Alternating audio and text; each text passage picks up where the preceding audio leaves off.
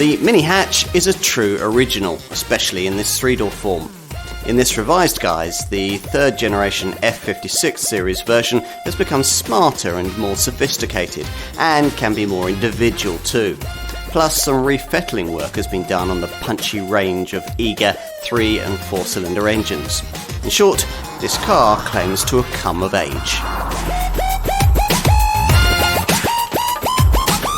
One of these just has to put a smile on your face when you drive it.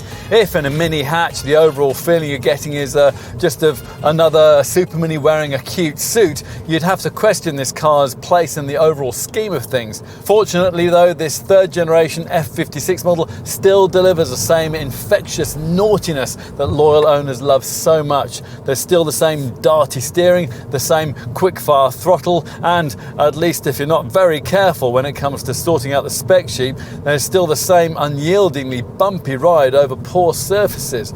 You'll need either smaller wheels or optional variable damper control to sort that out. Mechanical changes to this facelifted version are few. The 1.5 litre 3-cylinder petrol unit now used in the base 102 HP Mini 1, as well as in this 136 HP Cooper model, has received a few efficiency tweaks. The diesel range has been slimmed down to a single 116 HP 1.5 litre 3-cylinder variant in the Cooper D. And the 2 litre 4-cylinder petrol engine used for the top 192 HP Cooper S and 231 HP John Cooper Works hot hatch variants has been comprehensively refettled. Plus, the optional Steptronic dual clutch automatic transmission now has 7 speeds. None of which changes the recipe on offer too much. As before, we don't like the rather bulky manual gear change, but we're impressed not only with this car's cornering agility and urban manoeuvrability, but also with its surprising aptitude for longer trips. Now that's down to impressive levels of refinement. The engines are also pretty efficient too. This Cooper model's 1.5 litre petrol unit returns 60.1 mpg on the combined cycle and 105 grams per kilometre of CO2. It's hard to think of another car on sale today whose sales are influenced quite as directly by the way it looks as this one. Headlamp styling has always been one of the defining elements of Mini design, and a lot of work's gone in here to further develop that. The lights may look much the same as before, but the full LED technology behind them is very different. That's particularly if you order the optional Matrix adaptive beams, which automatically extinguish parts of the lamp that might dazzle other road users. Here we're looking at the 3-door hatch version, but Mini's also spun 5-door and club and estate body styles off this third generation F56 platform for those who need a bit more space. Plus, as usual, there's a convertible variant too. This though is the body shape that really defines Mininess, and at first glance not much has changed about the dinky power-packed profile, which as before comes with the no-cost option of a black, white or body-coloured roof.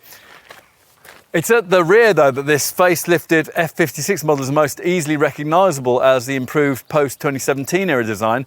These new Union flag style LED tail lamps are the reason why.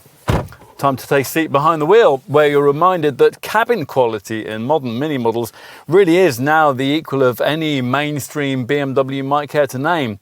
Now, if you haven't tried a third generation F56 series Mini model, you may be surprised to find that this huge central display here these days no longer functions as a speedo. Less characterfully, but more practically, that has been relocated to a pod in front of the steering wheel, where it's flanked with a crescent moon rev counter and a fuel gauge.